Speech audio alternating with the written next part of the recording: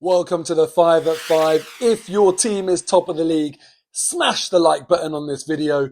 If you're watching, smash it now. Sit back, enjoy my 5 at 5. Let's get into number 1, Leicester's expected goals, or XG for all of you people fluent in all of this. Now, an unbelievable stat that came out of the game was that Leicester only accumulated 0.02 XG in the entire game against Arsenal yesterday. Now, some of you might be thinking, hold on a second, I saw something on Twitter that was even lower than this. And that's because the XG Philosophy, a Twitter account that reports on XG in Premier League games and other games, had it down as 0.01. And they had even said that since they had been reporting on XG, this is the lowest XG they had ever seen any team accumulate in any Premier League game. That is an unbelievable stat. As you can see on your screens though, Understat, where I've got this image from, had it at 0.02.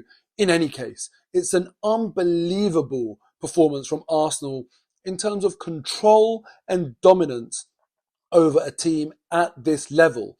And it's not just that, it's Premier League level. It's also away from home. And even more so, the fact that we scored a goal very, very early in the second half. And you'd expect the opposition team trailing, trying to get something out the game at home to put us under a bit of pressure, create a few chances. But such was Arsenal's control, dominance, and calm in that situation. We were able to carry on playing our natural game and not allow Leicester to put us under any pressure. Because we were only 1-0 up, it didn't feel as dominant. I realised we dominated, but it didn't feel as dominant as a record-breaking XG tally. Because, until you get 2-3 goals up, as a fan, you can never really be fully comfortable. But I think this goes to show what an unbelievable performance it was. And yeah, it might not live long in the memory. It won't be a sparkling performance with highlights of goals, etc.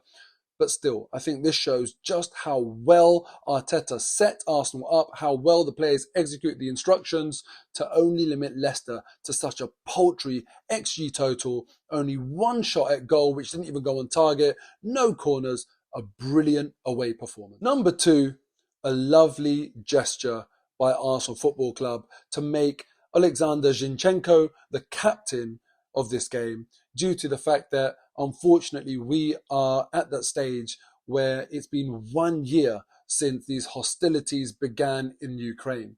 Now, it's a shame that we even have to mark these sorts of occasions, and I really hope that we don't get to a stage where we're marking a 2-year occasion of this, because it's not an occasion you want to be marking. But I thought it was a lovely gesture from Arsenal Football Club. And for all of those people that have always said to me, keep politics out of football, I think this nips it in the bud. I think it clearly shows that actually, even when a club is integrating politics into football to the extent that it changes your choice of captain, then there is a place for politics in football. And so there should be. Because it's an opportunity to stick up for those people that are oppressed, that are being victimized, that are suffering. So I love to see that from Arsenal Football Club. A lovely, lovely gesture. And my solidarity with all of the Ukrainians that are suffering, and also the Russians that are opposing the war. It takes a very, very brave person to come out and suffer the consequences of opposing the war.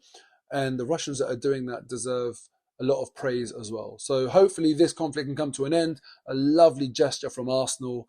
And peace out. Number 3, Eddie Nketiah benched.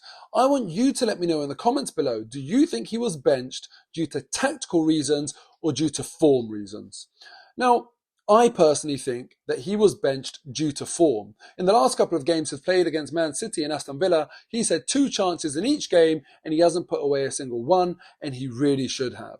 So for me, the way I see it is that if Nketiah scored 2 goals against Man City, 2 goals against Aston Villa, never in a million years are you going to take a player out of the team when they're on such good form.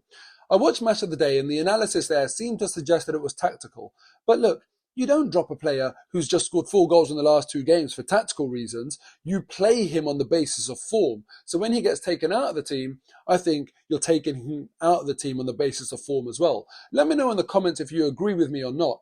You also have to take in mind that Arteta took out Gabriel Martinelli against Villa, who let's face it, his form hasn't been as good in the last few games, but he responded so well to that, came on as a sub against Villa, scored the goal, did really well, and now he started in this game against Leicester and was our match winner, and again played really, really well. Perhaps Arteta has taken Nketiah out in the hope that this will inspire his form to go on to another level, and hopefully Nketiah does that against Everton, comes back in the team, gets on the score sheet.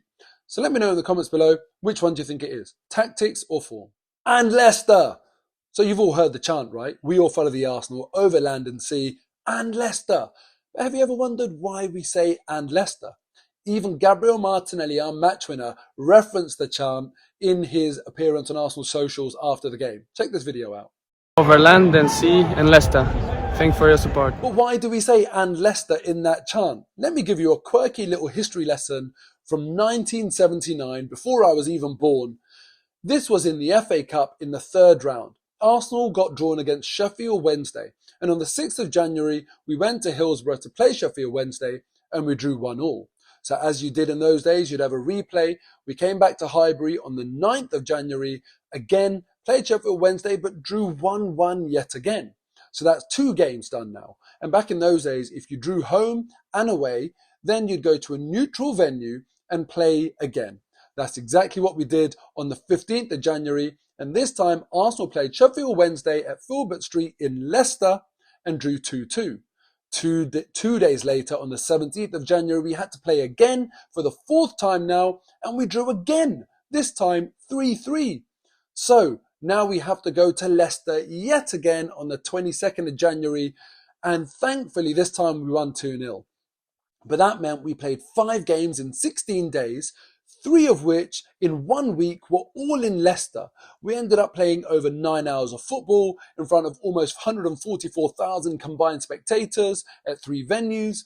In 16 days, producing 16 goals, 10 different scorers. And Arsenal fans who lived in London would have had to travel over 900 miles to attend every game. It's no surprise they got used to saying Leicester, hence the reason we say and Leicester in that chant.